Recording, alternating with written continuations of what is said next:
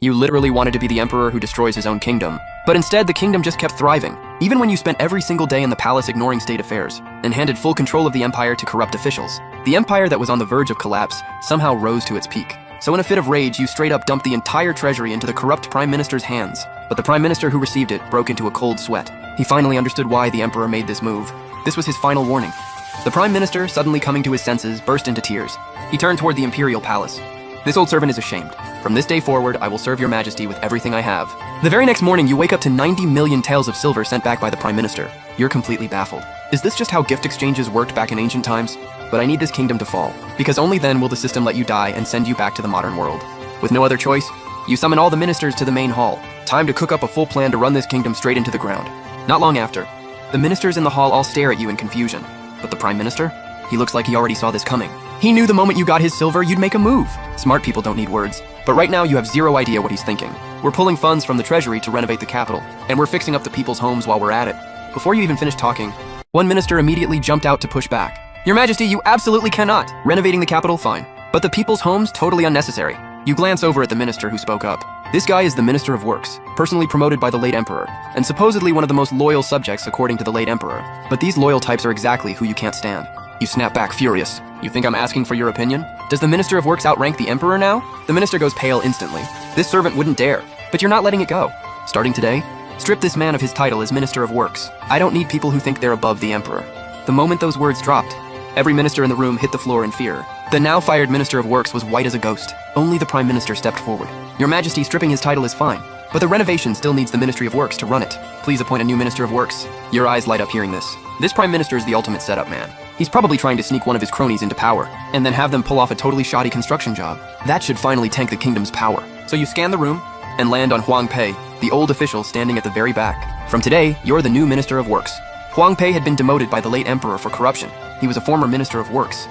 But that's exactly the kind of guy you need. The ministers all exchange uneasy looks. The former minister straight up yells, "Your Majesty, you can't!" Huang Pei is a corrupt official banished by the late emperor. You wave your hand and cut him off. You really think dropping the late emperor's name is gonna work on me? I am the Emperor of Tang now. Of everyone in the room, only the Prime Minister gives you a long, deep look. He's thinking to himself, Huang Pei is one of the greatest minds of this era. But he was framed by corrupt officials and got demoted. And the one who framed him? The minister who just got fired. He figured barely anyone knew about this. Never expected that you, locked away in the palace, could actually see through it all and pick Huang Pei. Huang Pei stares at you, visibly overwhelmed.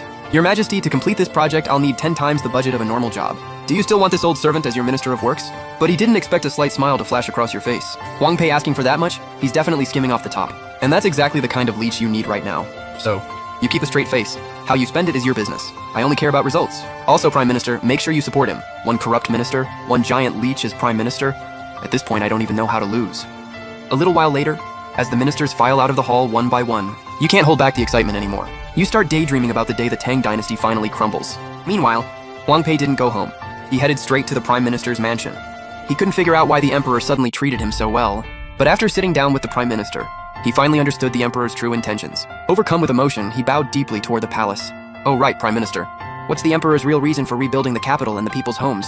In my view, the Emperor has two goals. First, send a signal to the loyal officials in court. The Emperor is taking back control. Second, and most importantly, win the hearts of the people. Prime Minister, you truly are the greatest mind of our time. So how should I work with the Emperor going forward? Since His Majesty said cost is no issue, he obviously wants this done fast and done right. I know of a new building material. Sets fast and holds incredibly strong. Use it, call in the Imperial Guard to help, and wrap up everything within a week.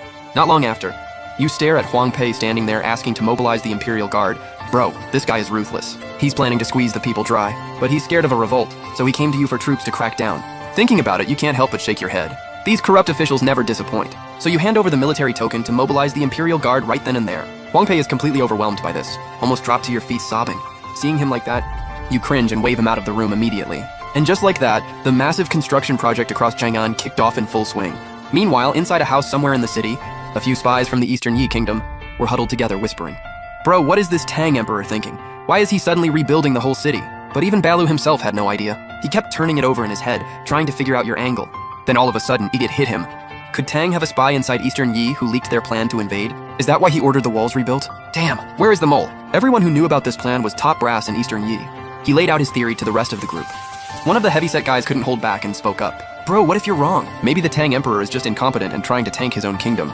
Balu shot him an annoyed look. If you were a bad ruler, would you really blow that much money fixing up walls and people's homes? The rest of the group nodded in agreement. So what do we do now? Get back to Eastern Yi, mobilize the troops, and take out anyone suspicious at the top.